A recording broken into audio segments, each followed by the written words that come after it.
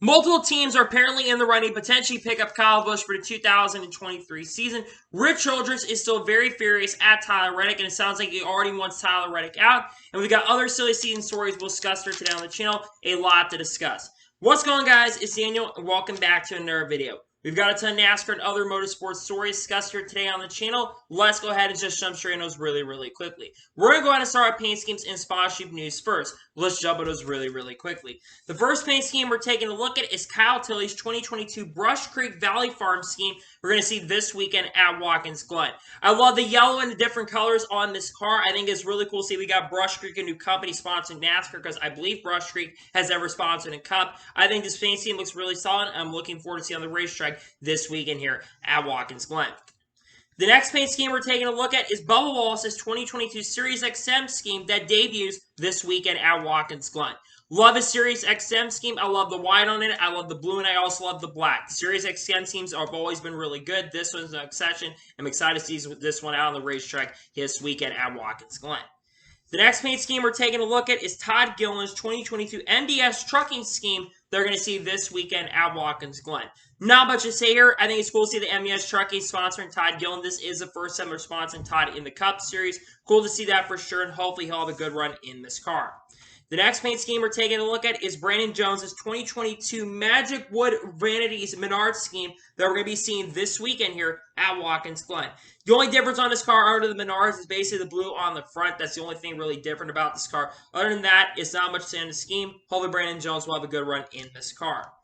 The next paint scheme we're taking a look at is Ty Gibbs' 2022 Toyota Smart Push Star Path scheme they're going to be seeing this weekend in the Cup Series race at Watkins Glen, which we'll discuss later. Cool looking scheme, in my opinion. Very excited about this. I love that Toyota Smart Path is stepping up the plate and sponsoring Ty Gibbs. It looks amazing and looks great, in my opinion. The next paint scheme we're taking a look at is Corey LaJoie's 2022 Raise Energy Lemon Italian Ice scheme they're going to be seeing this weekend at Watkins Glen. The promo and the promo poster, in my opinion, look really amazing. It's cool to see that Raise Energy is continuing to sponsor Corey LaJoie. Having a major brand like that is amazing, and hopefully Corey will have a good run in this car this weekend.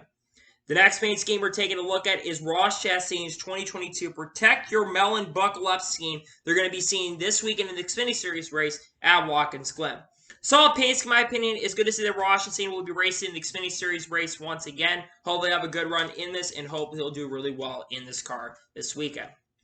The next paint scheme we're taking a look at is Blaine Perkins' 2022 Robinson Fresh Cut C.H. Robinson scheme they're going to be seeing this weekend in the Xfinity Series race at Watkins Glen. Good to see another company sponsoring Blaine Perkins. Blaine Perkins does have a lot of sponsorship and funding. It's unclear how many races will be behind the 0-2 car. It looks solid, in my opinion, and hopefully Blaine Perkins will have a good run in this car this weekend. The next paint scheme we're taking a look at is Ty Gibbs' 2022 Shriners Children's 100th Anniversary scheme you're going to be seeing later this year at Darlington for the Xfinity Series race. Pretty cool to see Shriners Children stepping up the plane sponsoring Ty Gibbs. I think this paint scheme, by the way, looks freaking badass and freaking amazing. I'm excited to see this paint scheme out on the racetrack, and it looks really good, in my honest opinion. And the final paint scheme we're taking a look at is Cole Custer's 2022 Bucked Up Energy scheme we're going to be seeing in the NASCAR Xfinity Series race at Watkins Glen. Bucked Up Energy has sponsored the 07 car multiple times this year, but they have different colors on it. I love the red, white, and blue on it. This is probably my favorite type of Bucked Up Energy is when they do the red, white, and blue. That's my favorite one for sure. I'm definitely looking forward to see this paint scheme out on the racetrack in the Xfinity Series race, and hopefully Cole Custer will have a good run in this car this weekend. And now we're going to go ahead and jump on to the next story of today's episode, as we're going to talk about the Watkins Glen purse money for this weekend. So, of course, every single week, Bob Pockers puts out the purse money for every single race. And, of course, it comes and plays with the charter money as well. So, for the Cup Series, it's $6,664,145. For the Xfinity Series, it's $1,159,436. For the Cup Series, that is one of the lowest purses we've seen so far this year. We've seen a lot of them around the $7 to $8 million range, so it's kind of lower than normal. For Xfinity, that's actually a pretty decent number for the purse money, but again, you will always get more purse money for the Cup Series than the Xfinity Series. So that's the purse money for sure, and hopefully we'll see some good runs for sure. And honestly, pretty cool to see that we got the purse money out for this weekend. There's some decent purses, in my honest opinion. And now we're going to go ahead and jump on to the next story of today's episode, as we're talking about Rusty Wallace. as it was announced yesterday that Rusty Wallace is going to be giving the command at Watkins Glen. Rusty Wallace, of course, I believe is one of the partners of this company of Gold Bowling, maybe if I'm not mistaken. It's great to see that Rusty Wallace is going to be giving the command for the Cup race. I think he'll bring a lot of energy. Of course, he also works, I still believe, for MRN currently at the moment. Pretty excited to see he'll be giving the command. I think it's awesome to see and happy that we're going to see Rusty Wallace give the command at Watkins Glen. And now we're going to go ahead and jump on to the next story of today's episode, as we're going to talk about updates on the bodies. Now, there was a new rule that was basically pointed out yesterday in regards to the bodies on these cars. And it basically was reported that the wrap must conform to the underlying surface of the bodies during the inspection process. I think this is an updated rule due to what happened in post-race inspection, where both Denny Hamlin and Kyle Busch were basically suspended when it came to the bodies and the modifications on that as well when it came to the tape on the car. This is probably one of the reasons why they're going ahead and updating it. I think it makes a lot of sense to update it. NASCAR, of course, adding more rules. NASCAR probably have a gray period where they're probably going to get in trouble for having a gray period. But it makes a lot of sense to make this move, in my opinion, and we'll see what happens. But maybe we'll get some more suspensions from more teams and maybe some more penalties. We'll have to wait and see what happens. And now we're going to go ahead and jump on to the next story of today's episode, as we're going to talk about NASCAR Rivals. Now, for a lot of you who have not been paying attention around the news of NASCAR Rivals, there is a new NASCAR game that is going to be coming out on the Nintendo Switch, and the trailer was actually revealed earlier, I think yesterday, and the game is going to be coming out October 14, 2022, so about a month and a half, about 2 months from now, it will be coming out on the Nintendo Switch. Now, what is this game?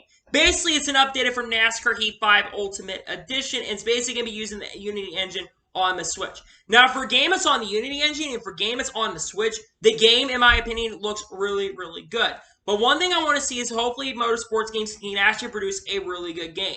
Let's be honest, NASCAR 21 Ignition was a major, major disappointment. So the one thing I'm hoping from the trailers, I think the trailer looked really, really good, by the way. But what I'm really, really hoping for if NASCAR Rivals is that they could put on a really good game. They have one. They can't have a disaster. But I'm not going to have incredible expectations, and people should have realistic expectations coming to this game. I don't want people having insane expectations, and let's have some realistic expectations coming in when this game releases. But I might check the game out, I might play it, and I might get my Nintendo Switch back up and play the game. So I'm really intrigued to see what happens, and we'll see what happens with that. Hopefully the game will be good. And now we're going to go ahead and jump on to the next story of today's episode, as we're talking about Alex Tagliani. As I want to give a shout out to Brett Winningham for base reporting on this, he reported that Alex Tagliani, the penalties that he received have been rescinded from Edmonton. Now, what are these penalties? They're behavioral penalties. Now, I don't pay attention to the penny series as much as other series, but apparently he did some stuff back in Edmonton that got a major, major penalties. So it seems like what the penny series is doing is going ahead and rescinding these penalties. I'll probably have to ask somebody in regards to what exactly he did, since I don't really watch the penny series as much. But I think this is very, very interesting and kind of cool to see that they went ahead and kind of rescinded these penalties. So cool to see for sure, and I'm glad to see the penalties have been rescinded for Alex Tagliani.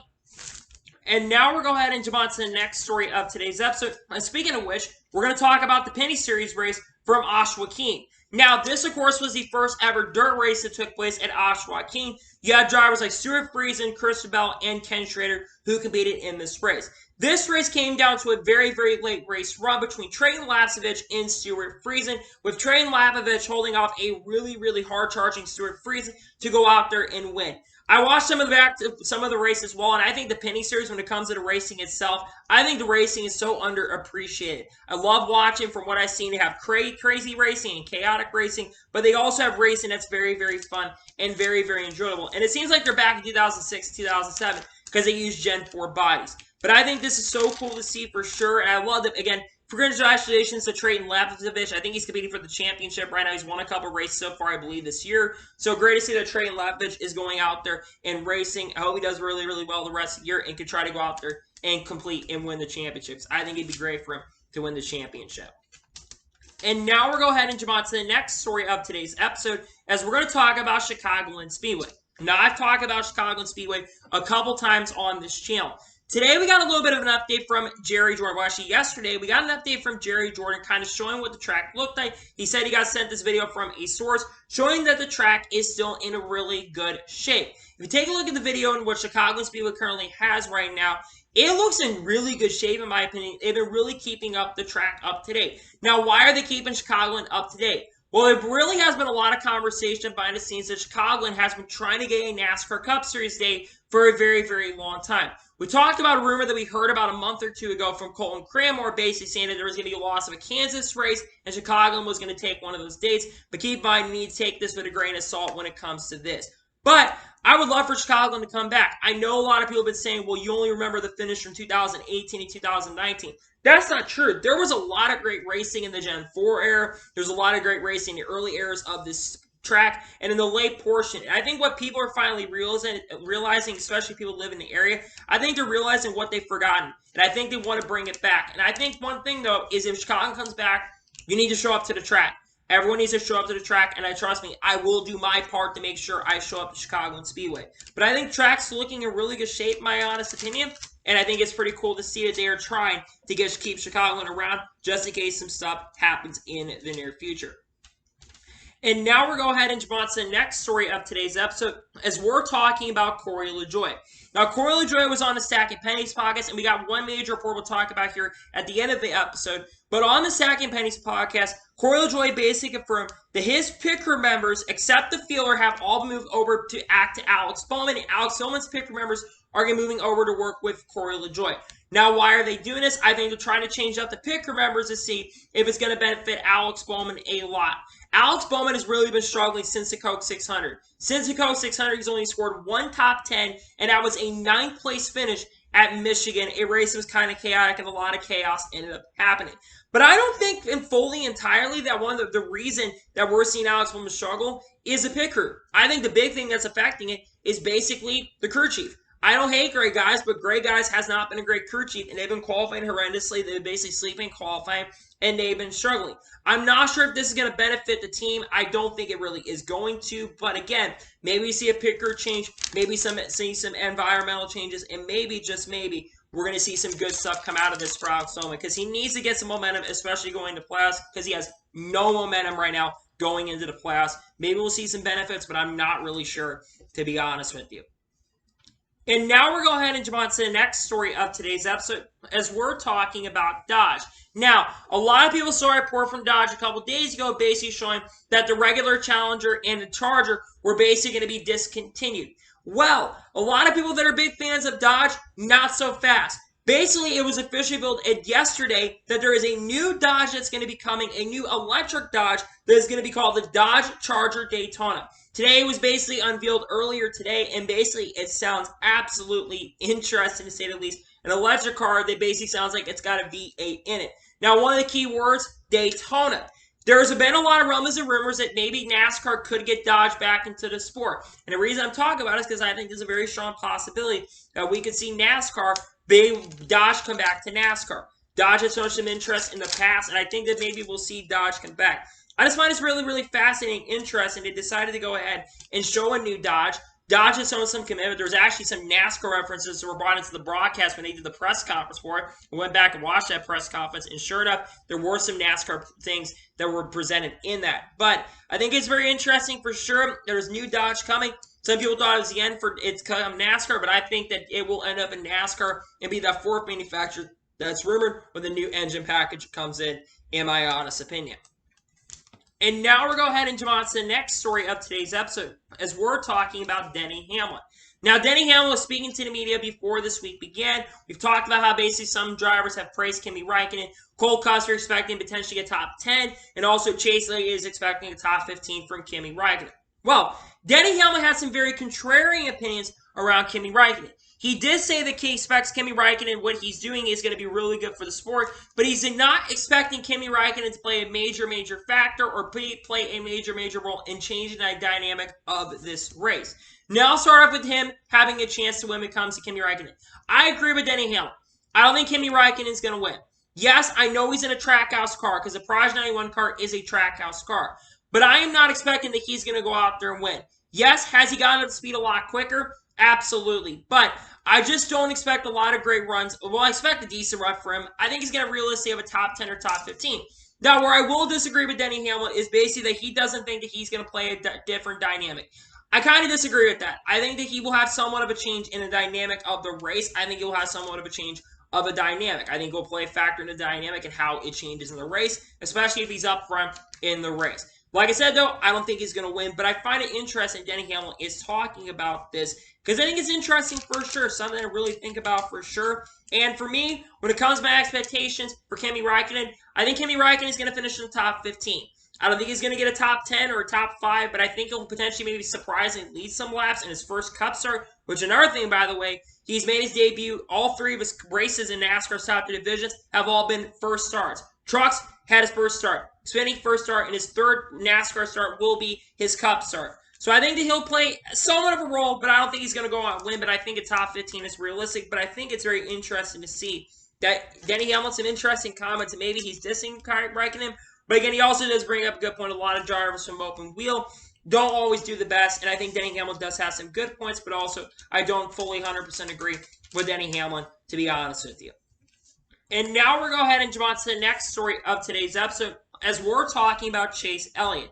As it was announced today that Chase Elliott is going to be competing in Nitro Rallycross for the 2nd time.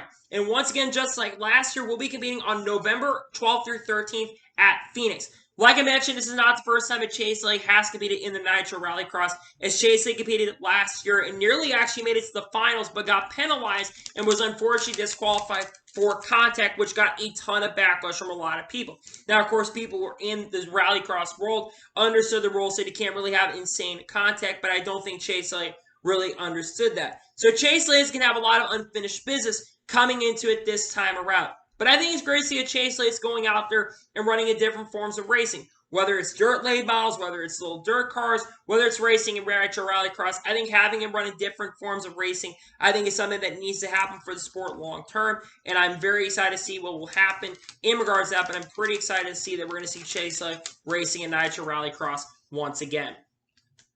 And now we're going to go ahead and jump on to the next story of today's episode, as we're going to talk about John Hunter Nemechek and Joe Nemechek. As it was announced on Wednesday morning, that John Hunter and Joe Nemechek are both going to be competing against each other at Daytona next week. That's right, both of them are going to be driving on the same team in the NASCAR Xfinity Series race. John Hunter is going to drive the main flagship 26 car, while Joe Nemechek is going to drive the number 24 car, meaning they will have 2 cars for the first time in a few weeks. Like I said, they'll be both driving for SAMA Racing at Daytona. This is something really, really cool to see because I believe the last time both Joe and John racing against each other was back in 2019. So it's great to see a really cool father and son pairing really working together very, very well. And I know some people don't think that Joe will play a factor. I disagree. I think Joe Nemechek will play a big factor into it. I think that both John Hunter and Joe are going to be factors in the race. Do I think they're going to win? No, probably not, because there's going to be a lot of competition. Of course, you have Justin Haley's coming back to run Xfinity in the 14 College racing car. But there's a lot of depth going to be in this race. I think you're going to see more Cup guys. Of course, Stenhouse is already going to be racing with as well in the 48 Big Machine racing car. I think something really, really cool, doing such a really cool initiative that they are doing. I think this is something, again, I find this really fascinating and very interesting that they've basically gone ahead and done this. I think it's cool to see they're going to see a father-son combo race against each other. I think it's really exciting and really cool to see, in my honest and sincere opinion. And now we're going to go ahead and jump on to the next story of today's episode as we're talking about Kurt Busch. As it was announced earlier today that Kurt Busch confirmed that he'll be sitting out the rest of the 2022 regular season. That means that Kurt Busch will not be competing this weekend at Watkins Glen, and will also miss out on Daytona.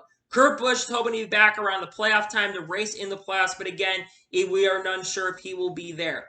Ty Gibbs will continue driving a 45 car for the next 2 races. That means that he'll be in that 45 Toyota Smart Path car and also will be in the 45 car at Daytona, meaning that Ty Gibbs will basically have had to start at every type of racetrack except at a dirt track, which he hasn't raced there in Xfinity, so it would have been cool for him to have an opportunity there. Let's first talk about Kurt Busch because a lot of people are really, really, really concerned. Am I a little concerned about Kurt Busch? Yes. I think that you all kind of have to be a little concerned about Kurt Busch. But I'd rather Kurt Busch take care of his safety first, and safety should definitely be the number one most important thing before basically going out there and trying to risk your health and potentially have a very similar situation what happened to Dale Jr. I don't want him to have a concussion situation where he continues to have this problem because concussions don't just ultimately go away. They stay around and linger for a very, very long time. But I think the big question is this possible? This is it for Kurt Busch? Does Kurt Busch retire early? I know Kurt Busch wants to stay long term, but again, does he retire early? That's a big question because he does want to race next year, but do these concussions play a factor? That's one thing to watch. But I do agree with him that basically it's important for him to basically take care of his health. That needs to be the number one priority thing, and I don't want him risking his health. So I think it makes a lot of sense for him to basically sit out. Now we get into the other kind of important part of this, and the other kind of important part of this basically is Ty Gibbs. Ty Gibbs continues to get a lot more experience in this car. He's got 2 more starts he's going to have, of course, racing at a road course, which he got I believe he got nearly a top 15 in the road course race. And then, of course, be racing at Daytona, which he's had some experience on super speedway tracks, which, of course, these super speedway cars are much different. Ty Gibbs is going to get more experience for sure. I would also not be surprised if Kurt Busch sits out at Talladega as well.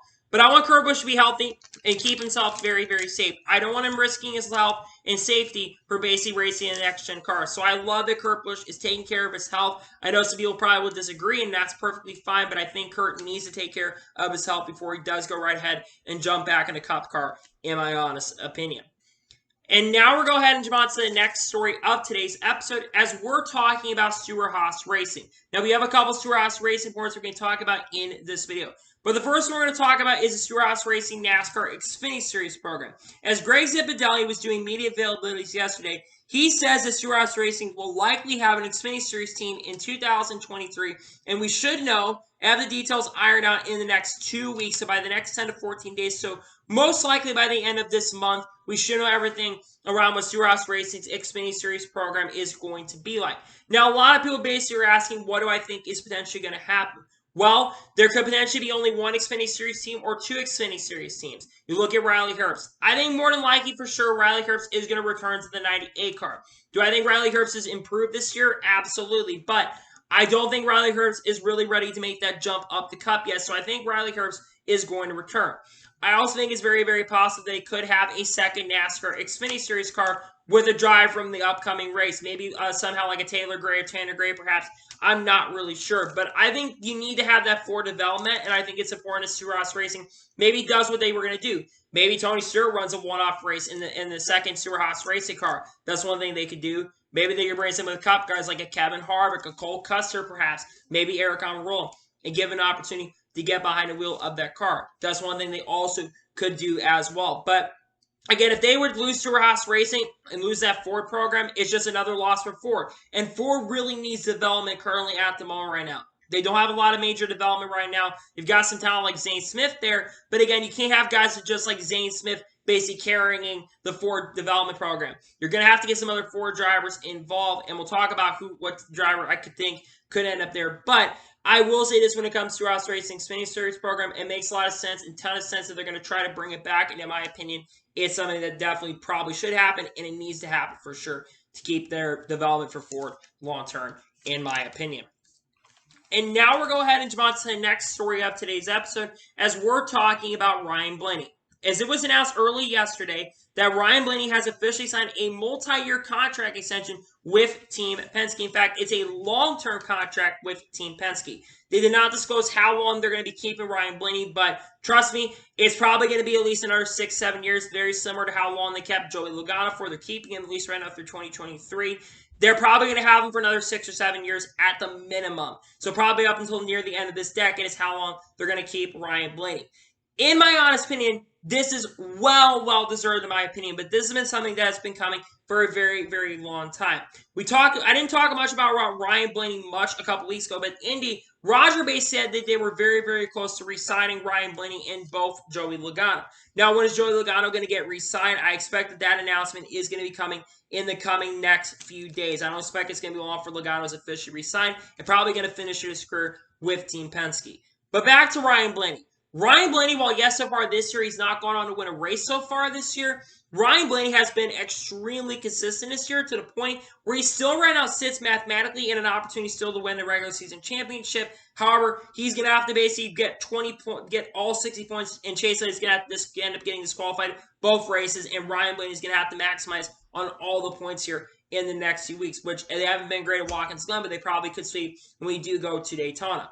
But I think Blaney, you look at him. He's won 6-7 races so far in the Cup Series with the team, and I think they have to look at the long-term future. They don't have a lot of drivers in the lower ranks right now that are really coming up at the moment. And I think when you think of the development of this series, I think Blaney's someone who really could stay long-term to help Team Penske's branding. Maybe also at some point Ryan Blaney gets an opportunity to race in IndyCar, and Ryan Blaney talked about he's had some interest maybe when we were at the Indy road course race for the IndyCar. Maybe he's interested in testing IndyCar. Very possible. Maybe run the Indy 500 one day. Who knows? But I think this makes a lot of sense. Blaney's been really, really good. He's well-deserving of his contract, in my opinion. And I think it's really going to benefit him a lot to basically drive this car. I think he deserves this, and I'm happy to see Blaney's extending. And I think he win a championship as well. Going into next year, I think he'll win multiple races, and I think he'll be a champion by the end of his contract. I think he will be a champion of the sport in the near future, in my honest opinion. And now we're going ahead and jump on to the next major story of today's episode as we're talking about Cole Custer. Now, very similar to what we talked about a little bit earlier in the video, Greg Zipadelli also basically confirmed that Cole Custer is officially going to be back in the 41 car. He's expected to be back in the 41 car in 2023. He basically knows that currently right now the 10 car is still being worked on, and we're very close to knowing around the 10 car. Now, let's talk about why this is kind of significant when it does come to the 41 car. The big thing we're talking about when it comes to the 41 car is because there's been some rumblings and rumors in the industry that Kyle Busch could have gone over to the 41 car. But it seems like that is off the table, and Cole Custer is going to come back. Look, I know a lot of people are going to say, well, Cole Custer is the son, but here's the thing about Cole Custer, ladies and gentlemen. Do I think Cole Custer is a good driver? Yes. But has he been good in Cup? No. Cole Custer has one win, and that was on a green-white checkered restart near the end of the Cup race in 2020 at Kentucky, where he got a great restart, had a great run. Was that impressive what he did? Yes. But that's the only thing he's done impressive in Cup. He's only had 11 top 10s. And this year, he's had 2 top 10s. And in the last 42 or 43 races, he's had 2 top 10s. Both those, by the way, were because of crazy circumstances. At Atlanta Motor Speedway, Cole Custer got a top 10. I believe he finished 8th or 9th. You want to know why he got 8th or 9th? Because of a last lap wreck.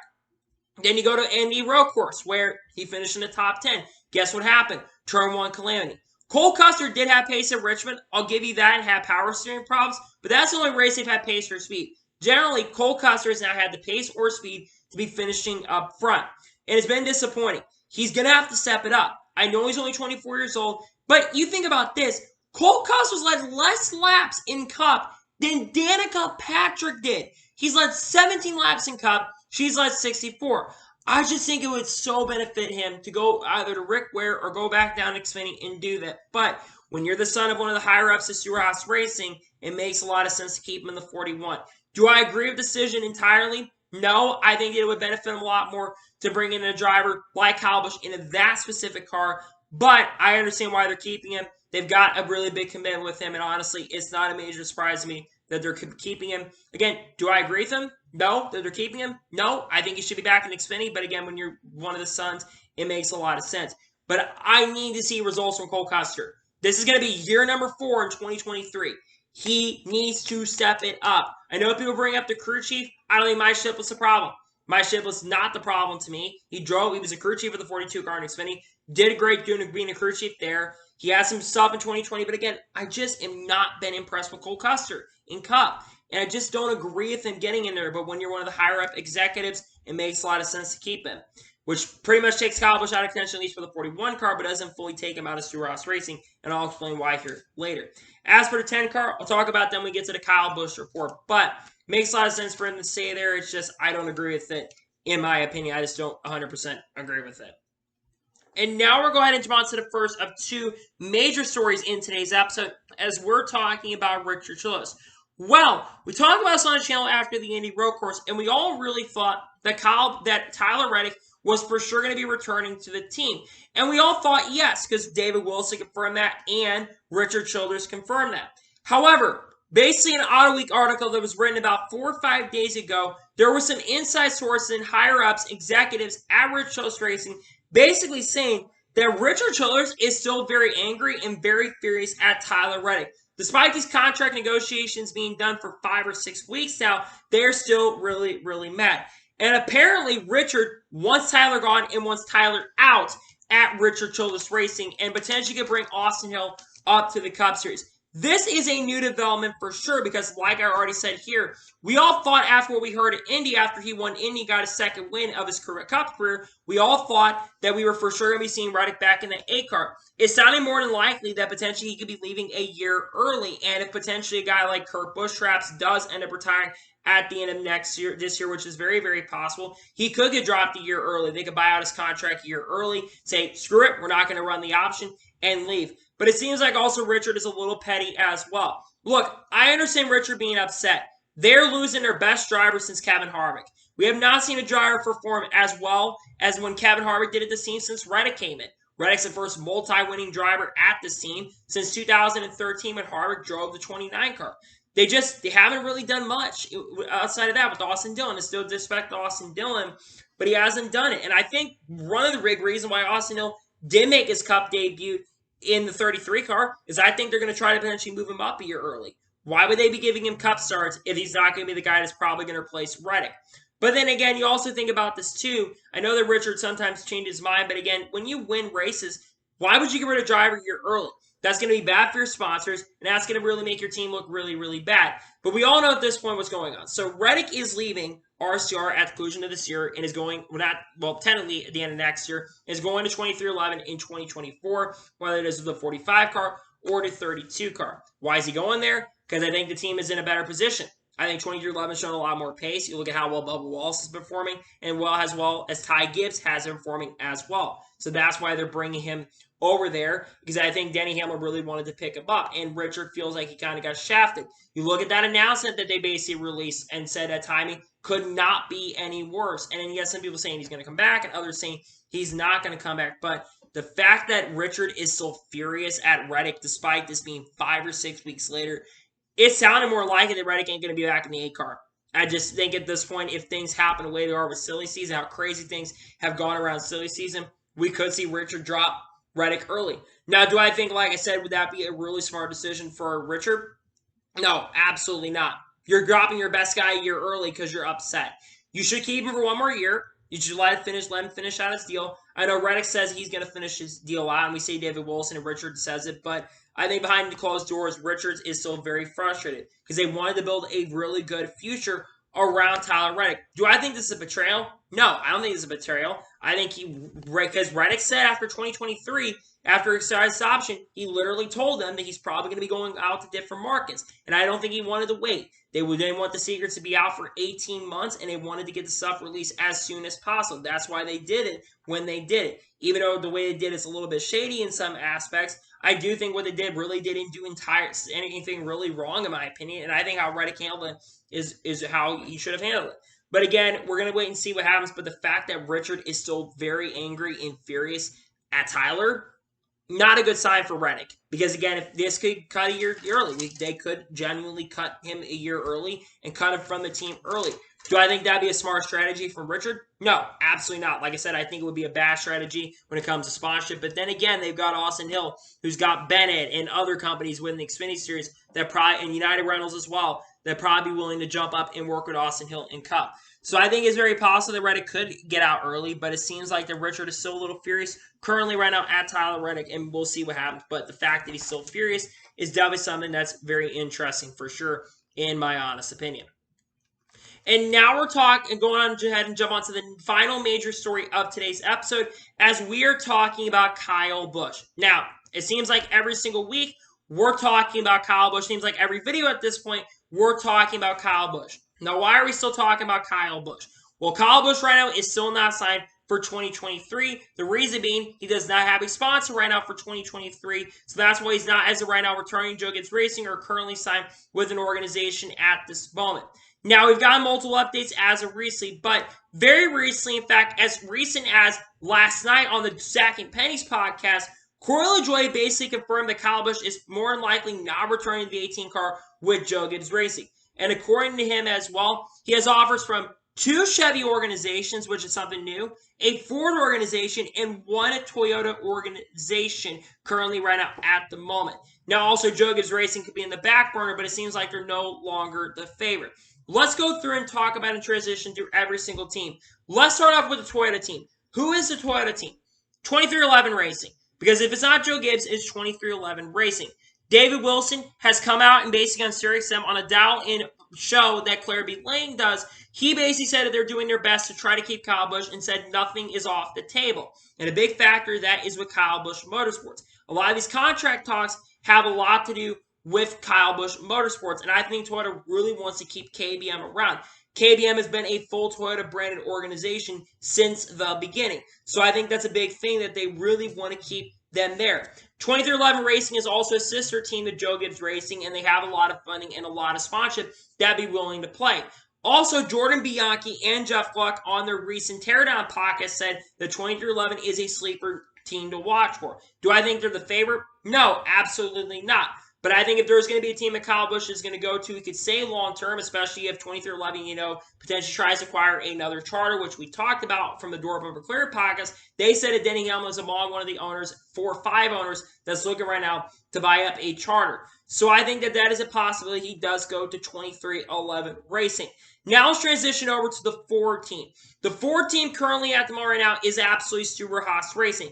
Now, it's not going to be the 41 car anymore because Cole Custer more than likely is returning to the 41 car. So they have to look at the 10 car. Now, a lot of people like myself think that more than likely Eric Almirola is coming back. However, I don't think that's entirely true because they're saying they're trying to work things out and get the 10 car set up. What's the big thing? Sponsorship. If Kyle Busch is going to want to go to the 10 car, he's going to need sponsorship. But that's not entirely true as well because Gene Haas has a lot of funding that he can really bring into the team and could sponsor Kyle Busch as well. I also think when it comes to Ford right now, like I mentioned earlier, Ford does not have a lot of development. If you brought Kyle Busch Motorsports over to Ford, you'd be starting up a new developmental program. You would hurt Toyota, no doubt about that, but you would have a Ford developmental program that really could go up. No offense to DGR from our Motorsports and Trucks, but they're not fully a developmental team, and a lot of them are through the Stewart-Haas Racing pipeline. Why would it make no sense? It would make a lot of sense for sure to basically put Kyle Busch in a Stewart-Haas racing car. But again, I think the only way to go to Stewart-Haas is the 10th car because Kevin Harvick's good through 2023. He's probably going to retire after 2023. And Kevin Harvick also has rated that he'd probably like to work with Kyle Busch. Now let's get to the big one, the 2 Chevy teams. As Corey LaJoie noted, there are 2 Chevy teams that are in conversations with Kyle Busch. The first one's a very obvious one, and that is Kaulig Racing. Kaulig Racing has been the one Chevy team most people really discuss about a lot because Matt Kaulig does have a lot of funding and a lot of sponsorship. And they're a team that is on the up and up right now. How do you make your team more than up and up? You bring Kyle Busch in. You also could, if you bring Kyle Busch in, you can really help with development as well with Kyle Busch Motorsports coming over as well. And Kaulig would be a team that could really build around Kyle Busch as well. That could be a very, very possible option for Kyle Busch. And he would go back to where he originally started. Not with the team, but go back to originally going into the Chevy plant and staying in the Chevy program long term. That's a very big possibility. But now we get to the second organization that is apparently from the Chevy camp. So, who right now is currently who are the teams it could be? First one that a lot of people talk about is Hendrick Motorsports. And I'll explain something today. There was a wild rumor that basically was speculation on Twitter that basically Hendrick was maybe going to bring Kyle Busch back to their car. That right now is not happening. I've talked to people. That's something that's probably not going to end up happening more than likely because people have inside knowledge and it's probably not going to end up happening. But it is very possible that they could drop Alex Bowman a year early. But again, I think it all comes down to the Ally sponsorship. And is Ally going to want to sponsor Kyle Busch or are they going to want to sponsor Alex Bowman, who's a lot more friendly and better with sponsorship? I think they're going to go with Alex Bowman. Just me on that. Plus, all 4 drivers are set through 2023 as well, so I don't think that would be the team. The only other team currently right now that I think it could be is Trackhouse Racing. Now, we'll talk about why Trackhouse Racing. Trackhouse Racing, I think, has become one of the sleeper teams that could get involved in this. And here's why I think they are a sleeper team when it does come to Kyle Busch. Trackhouse Racing has done some crazy things. Last year, they bought Chip Ganassi Racing. And they've been able to be very, very competitive. They've been able to acquire Pitbull as a team owner, and they've picked up a lot of executives in the car and the team as well, like Darian Grubb, Ty Norris, you name it. So many people who've been in the industry for years are part of this organization as well.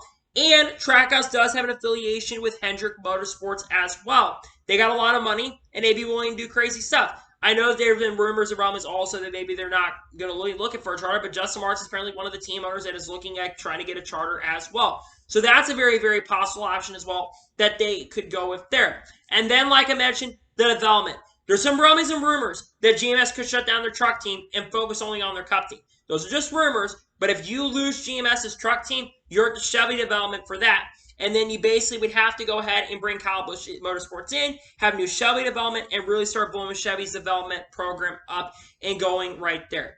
Regardless of when it does come to Kyle Busch and what team he goes, and I'll talk about where he goes, it all comes down to the almighty dollar. And I think more than likely he's out of Joe Gibbs Racing. I think he's done there, to be honest. I think Kyle Busch is officially out of Joe Gibbs Racing. I think it's going to be announced in the coming weeks.